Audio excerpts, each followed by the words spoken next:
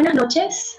Hoy en la materia de legislación laboral vamos a estar hablando con relación a los sujetos del derecho laboral. Para ello tenemos acá nuestro material que voy a compartir con ustedes.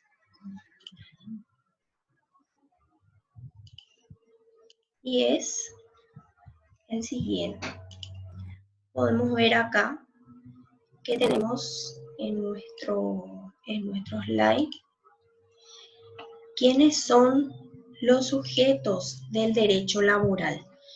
En el derecho laboral, los sujetos podemos decir que son 5, es decir, los trabajadores en relación de dependencia, los empleadores, las organizaciones sindicales de trabajadores, las organizaciones sindicales de empleadores y el Estado.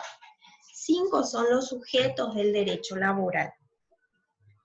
Naturalmente tiene que estar como sujeto del derecho laboral el trabajador, que es la persona que va a realizar el trabajo, pero tiene que ser en relación de dependencia y subordinación, es decir, que tiene que estar cumpliendo un orden inmediato de un superior. Y el empleador es la persona que está haciendo uso del servicio que está prestando el trabajador. Más adelante vamos a estar definiendo, es decir, que conceptualizando ambos sujetos. Bueno, acá tenemos quiénes son sujetos del Código Laboral.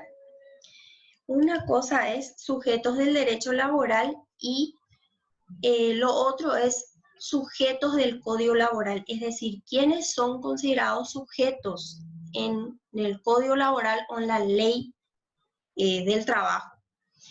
Y tenemos acá que son considerados sujetos del Código Laboral los trabajadores intelectuales, manuales o técnicos en relación de dependencia y sus empleadores.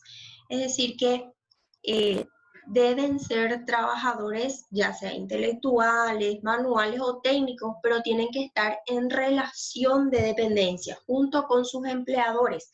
Ellos son los primeros sujetos del Código Laboral, es decir, son los que van a estar regidos por el Código Laboral.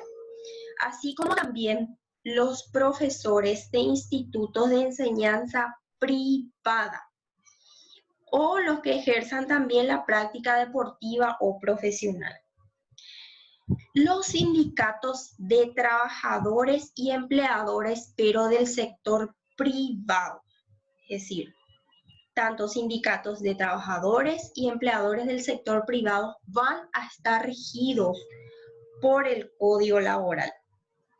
También los trabajadores de las empresas del Estado y de las empresas municipales, productoras de bienes o prestadores de servicios. Es decir, estas son las personas que van a estar regidos por el Código Laboral. Bueno, ¿para quiénes entonces no va a regir? Si es que va a regir para estas personas el Código Laboral, es decir, la relación entre trabajador y empleador y quienes son sujetos de este Código del Trabajo van a estar regidos por la ley laboral. Pero para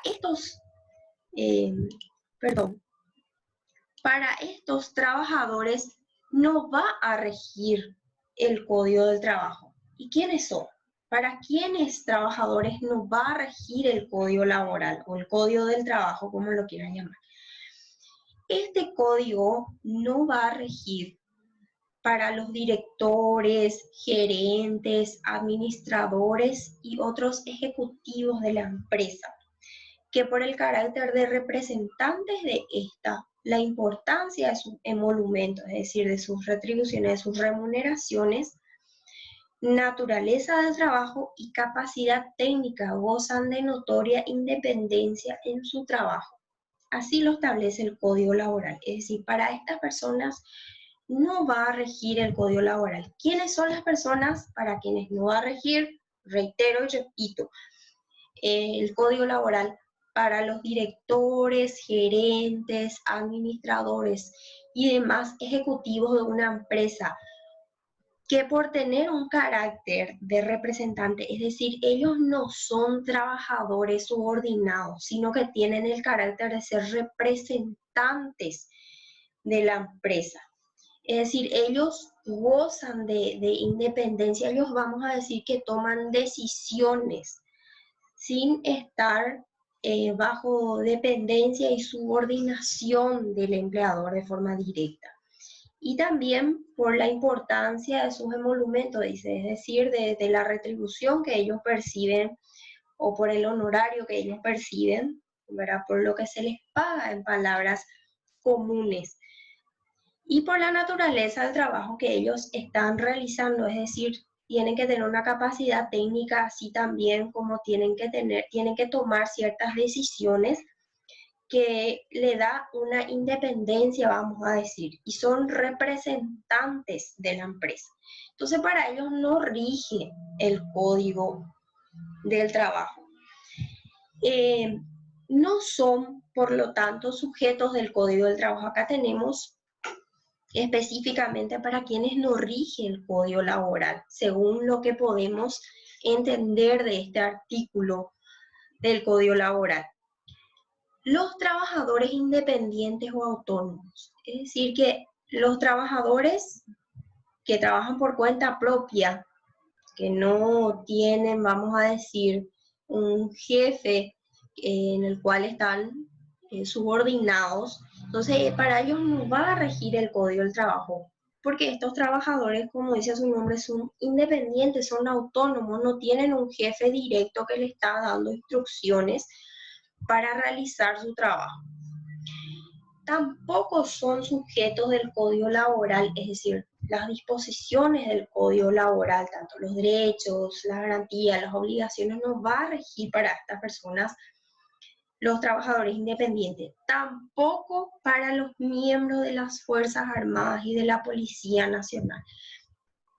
Para ellos no rige el código laboral. Tampoco para los profesores de institutos de enseñanza estatal, es decir, para los profesores que están prestando servicio en colegios o escuelas del Estado, no va a regir el código laboral. Ellos están regidos por otras disposiciones, pero no están regidos por el código laboral. Y los demás trabajadores del Estado, ya sea de la administración central, de las municipalidades, de los departamentos, cuya ley especial no establezca que la solución de sus controversias se regirá por la legislación o por la jurisdicción laboral.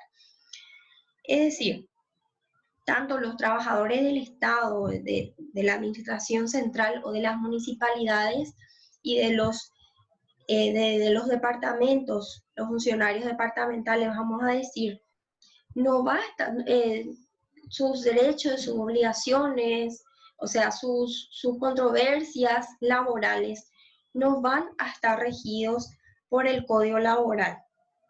Si es que la ley, vamos a decir, el reglamento interno de esas instituciones no establece que va a estar regido por el Código Laboral. Si establece de esa manera, entonces sí. Bueno, ¿cuál es la clasificación? Es decir, de esto, de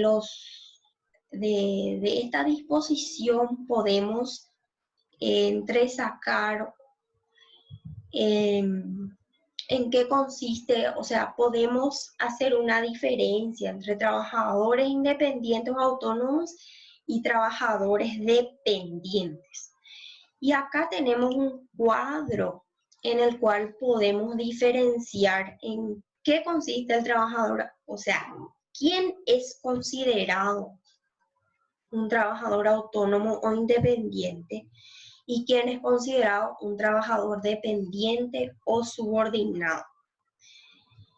Y el trabajador autónomo, como les decía, como les dije anteriormente, viene a ser el que trabaja por cuenta propia, es decir, percibe un precio por cada trabajo que presta a sus clientes o a las personas y trabaja por cuenta propia, no está recibiendo órdenes ni está trabajando con un superior inmediato.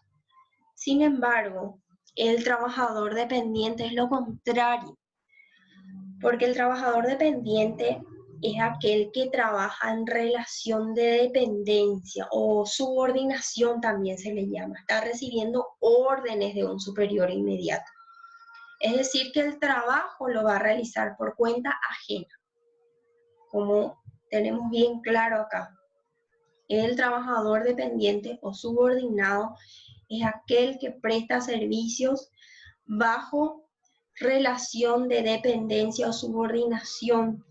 Su trabajo realiza por cuenta ajena, es decir, está realizando su trabajo por o teniendo un superior inmediato, alguien que le está dando órdenes o instrucciones para que realice de tal o cual manera su trabajo.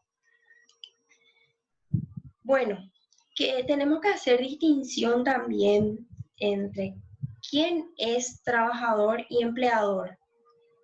Es decir, vamos a conceptualizar lo que es trabajador y empleador según el Código Laboral. El Código Laboral ya trae o ya establece el concepto, mejor dicho, conceptualiza lo que es ya trabajador y empleador. Para el Código Laboral, el trabajador viene a ser toda persona que ejecuta una obra o presta servicios materiales, intelectuales o mixtos en virtud de un contrato de trabajo. Y el empleador es una persona física o jurídica que realiza o que utiliza, mejor dicho, los servicios de uno o más trabajadores en relación de dependencia a cambio de una remuneración para la obtención de bienes y servicios en virtud de un contrato de trabajo. Bueno, vamos a hacer acá, vamos a especificar bien en qué consiste la diferencia entre ambos conceptos. Acá el trabajador siempre va a ser una persona física, porque el propio Código Laboral conceptualiza, como vemos acá, dice toda persona que ejecuta una obra, persona física. Y el empleador ya puede ser una persona física o una persona jurídica. Es decir, el empleador puede ser una empresa.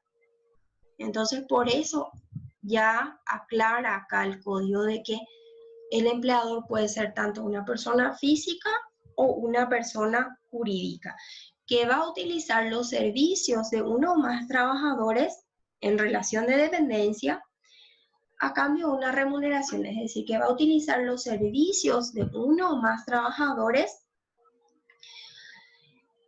al cual le va a estar dando instrucciones, le va a pagar. ¿Y para qué eso? Porque él va a obtener como empleador bienes o servicios y en virtud de un contrato de trabajo, es decir, que siempre la relación laboral tiene que estar regido por un contrato de trabajo. El contrato de trabajo puede ser de forma verbal o escrita, ¿verdad? Y vamos a analizar eso más adelante. Pero acá ya tenemos la distinción. Acá lo importante es distinguir el concepto de trabajador y empleador. Bueno, y después tenemos para definir quiénes son representantes del empleador. También el código establece quiénes van a ser considerados representantes del empleado y van a ser considerados representantes del empleador y por lo tanto obligan a es decir, van a obligar al empleador en sus relaciones con los trabajadores, los directores, gerentes, administradores, capitanes de barco, las personas que ejerzan funciones de dirección o administración, con el asentimiento del empleador. Es decir, que son, según el Código Laboral, representante es aquella persona que va a obligar al empleador con los demás trabajadores. Es decir, va a tomar decisiones como si fuera el propio empleado. Le va a obligar todas las decisiones que tome el representante en nombre del empleador, le va a obligar al empleado. Porque es el representante del empleador. ¿Y quiénes son estas personas? ¿Quiénes son los representantes del empleador? Ya habíamos analizado en la primera parte que los directores, gerentes, administradores, estas son las personas que tienen, vamos a decir, cierta independencia. Ellos toman decisiones, por lo que ellos son considerados representantes del empleador. Y también son considerados representantes del empleador los intermediarios. ¿Y quiénes son los intermediarios? Son las personas que contratan los servicios de otras para ejecutar trabajos en beneficio de un empleador. Es decir, contratan los servicios de otras personas para ejecutar trabajos en beneficio de un empleador. Aun cuando aparezcan como empresarios independientes, organizando los servicios de determinados trabajadores para realizar trabajos en los cuales utilicen locales, equipos, materiales de un empleador en beneficio de este. Es decir, los intermediarios son aquellas personas que le contratan a otros trabajadores en beneficio del empleador. Y ellos son los que van a organizar, aun cuando aparezcan como empresarios independientes, pero siempre y cuando estén organizando los servicios o el trabajo de los trabajadores en los cuales se va a utilizar el local, el equipo, los materiales o las instalaciones del empleador. Para beneficio de este, entonces, ellos son considerados intermediarios. Cuando decimos que es para beneficio de este, es para beneficio del empleado. Son los famosos contratistas. Ellos son considerados intermediarios. Bueno, después acá tenemos para analizar el objeto del derecho laboral.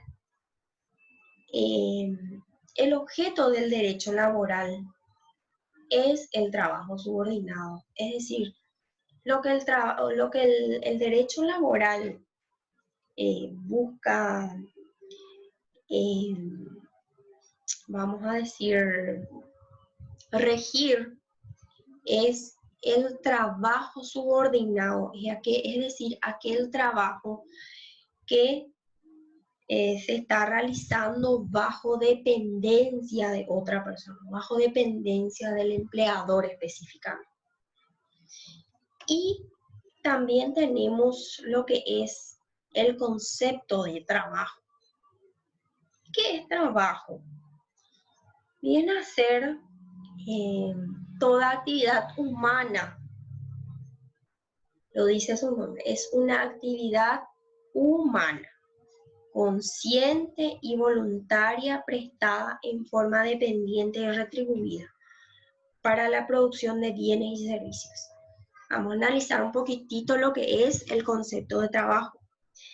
Ya comienza diciendo que es una actividad humana, es decir, no lo puede realizar una persona jurídica.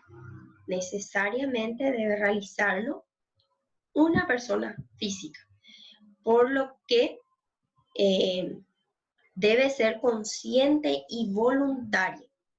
El trabajo no lo puede realizar una persona jurídica y tampoco la persona que está realizando el trabajo puede estar obligada a realizar. Es decir, la actividad que vos vas a realizar lo vas a hacer de forma consciente y voluntaria.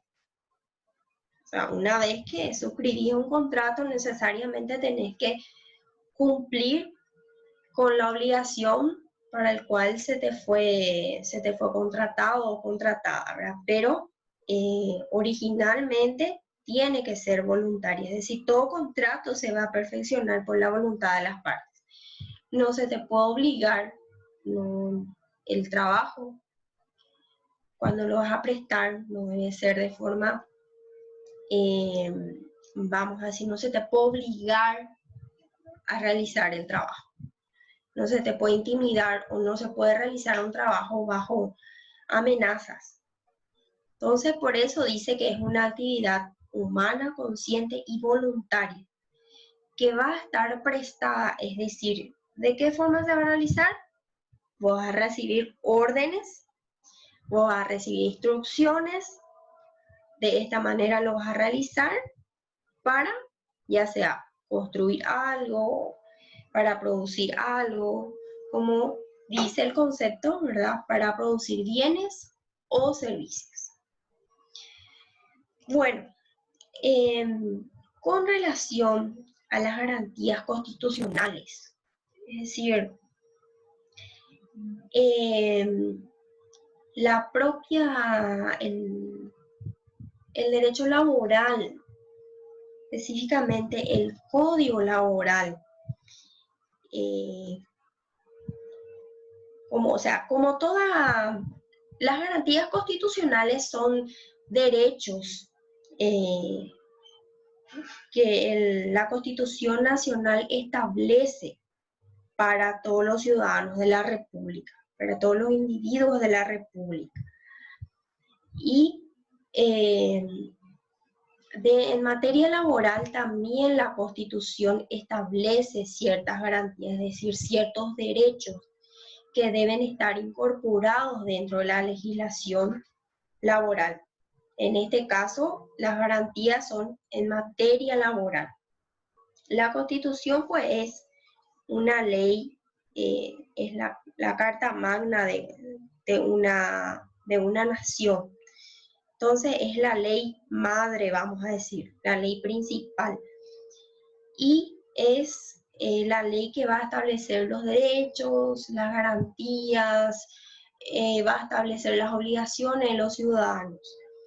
Y las demás leyes deben respetar el marco, es decir, las disposiciones originales de la Constitución Nacional.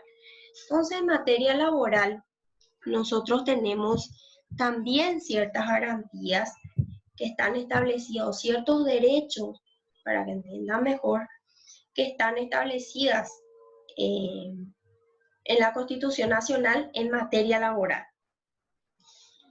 Y el primero de ellos, la primera garantía constitucional en materia laboral viene a ser el derecho al trabajo.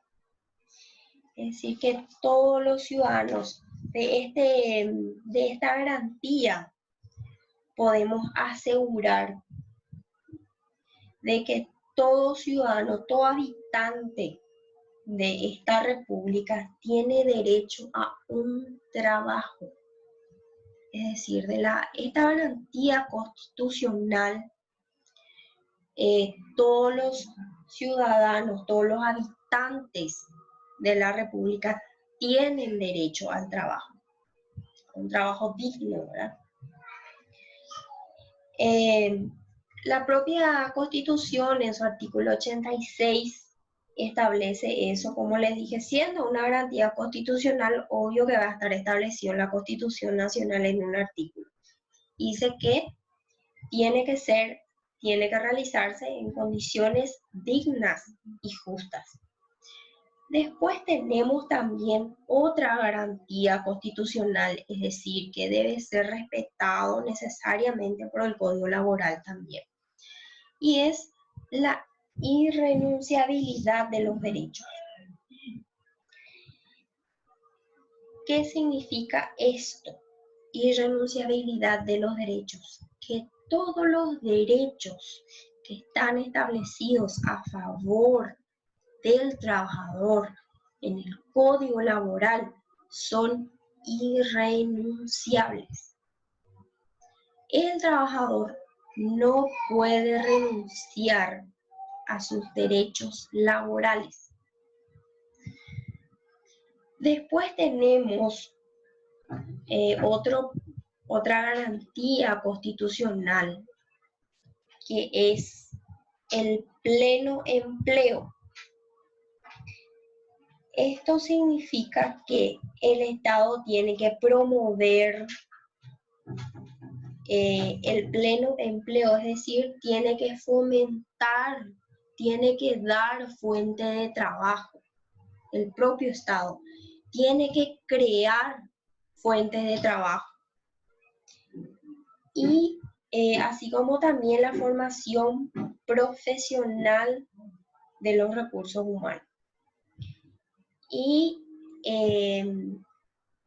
también debe dar preferencia al trabajador nacional.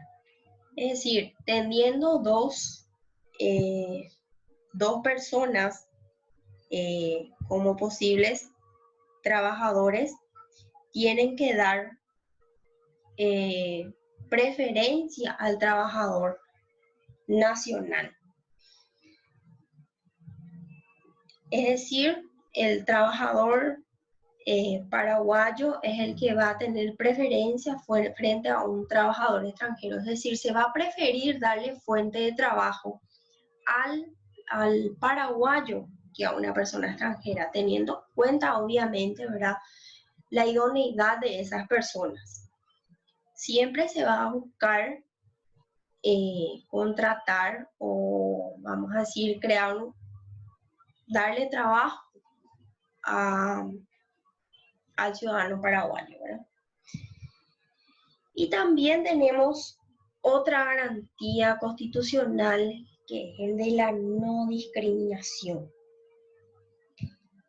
No se puede hacer, no se puede discriminar a los trabajadores por motivos de etnia, sexo, edad, religión, condición social, preferencia política o sindical.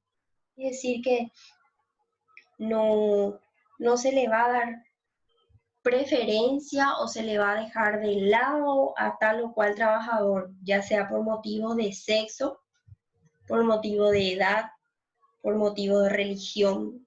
No porque es de tal o cual religión nomás se le va a dar trabajo, o porque es de tal religión, no vamos a darle porque es muy complicado, no se adecua a mi línea religiosa, vamos a decir, o a mi religión, como se dice comúnmente. Tampoco por preferencias políticas, es decir, por tener una preferencia política, no se le puede discriminar, no se le puede dejar de dar trabajo a una persona. También tenemos otra garantía constitucional, que es la del trabajo de las mujeres. Es decir, que el trabajo de las mujeres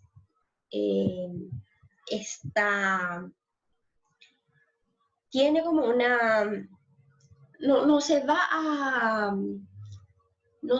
a discriminar, como dijimos en esta garantía anterior, que no se puede discriminar a los trabajadores por razón de sexo.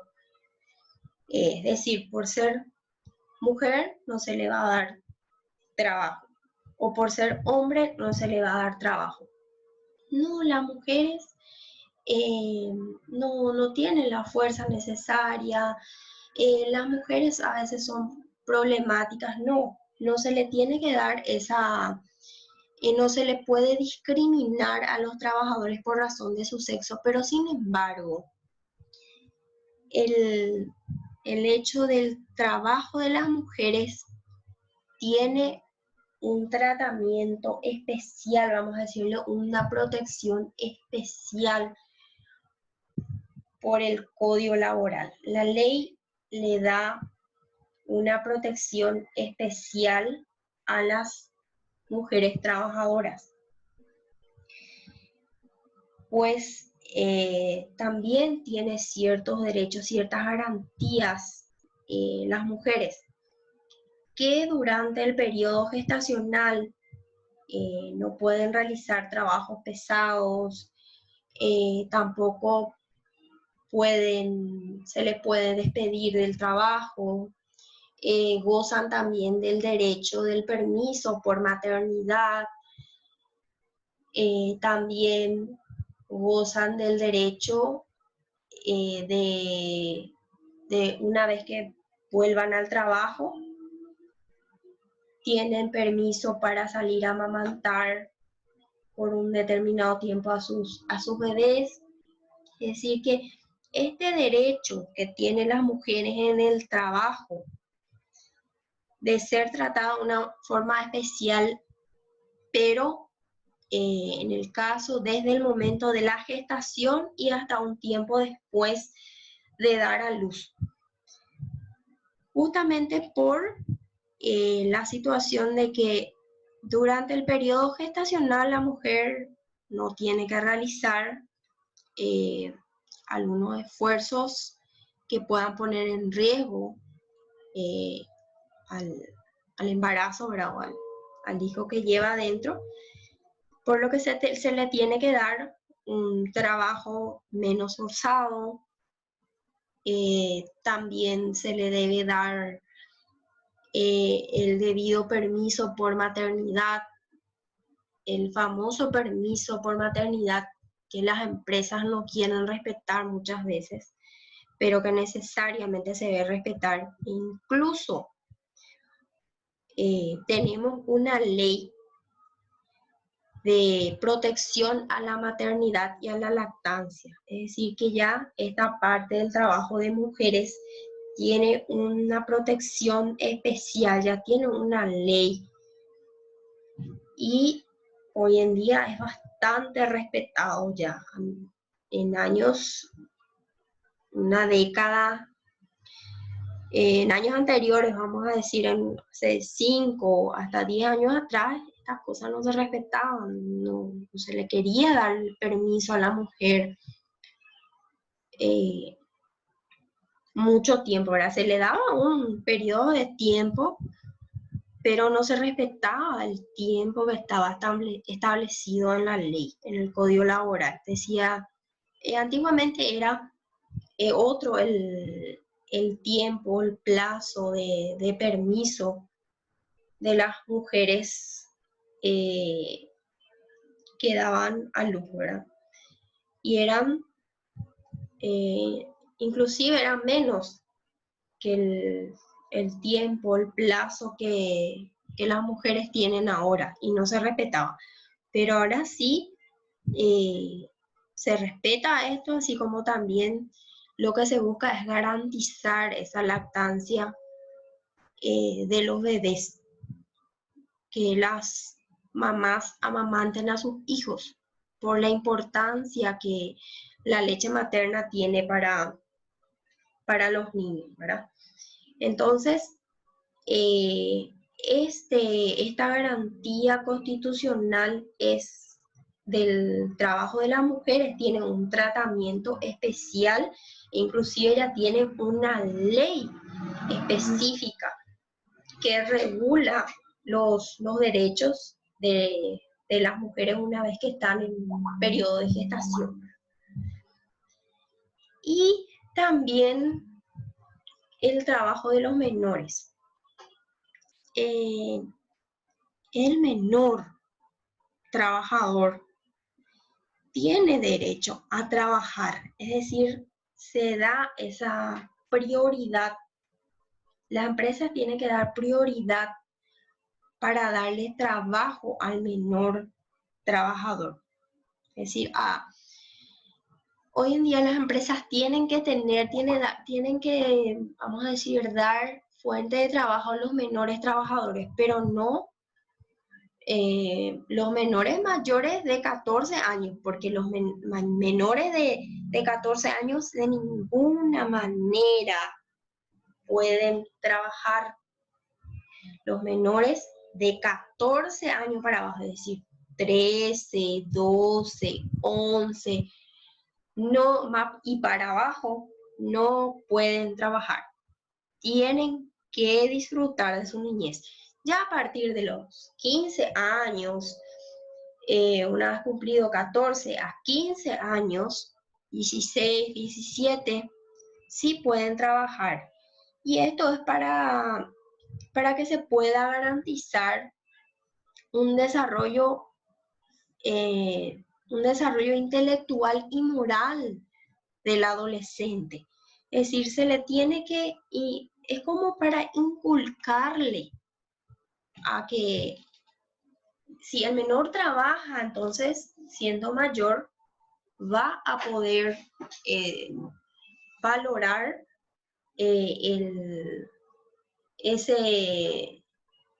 vamos a decir, la retribución o la remuneración que se le da por su trabajo, ¿verdad? Y para un normal desarrollo físico, intelectual y moral también hay ciertos derechos de los menores trabajadores. Los menores pueden trabajar, pero siempre y cuando sean mayores de 14 años. Y ellos también tienen una protección especial, es decir, que el horario laboral de los menores es diferente. Se tiene que garantizar que los menores puedan asistir a instituciones educativas, se le tiene que acomodar su horario si es que están asistiendo a clase, es decir, a instituciones educativas en turno mañana, entonces trabajan en el turno de la tarde.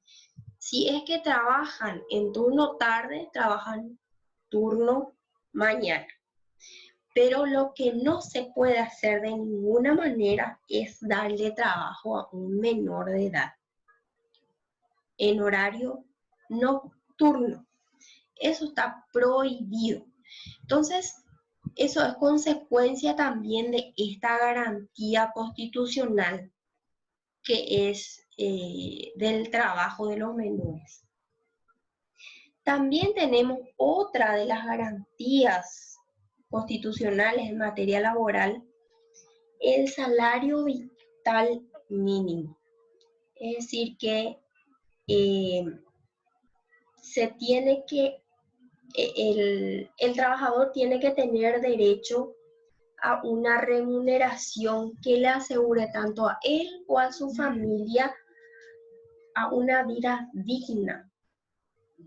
Es decir, que el salario vital mínimo,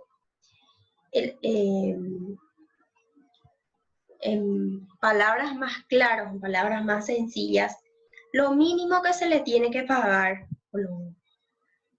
a un trabajador es el salario mínimo, es decir, salario vital mínimo significa que es lo que se considera que es indispensable para la supervivencia del trabajador y su familia, por lo que es la base de una remuneración. De ahí abajo no se le puede pagar, de ahí arriba sí, es como una base, es lo mínimo que necesita el trabajador para sobrevivir, por lo tanto, de ahí para arriba se le paga. Por eso dice salario vital mínimo. Bueno, con relación entonces a lo que hoy pudimos desarrollar, Si es que tienen alguna duda, sin ningún problema podemos aclarar en el foro. Y les agradezco su atención.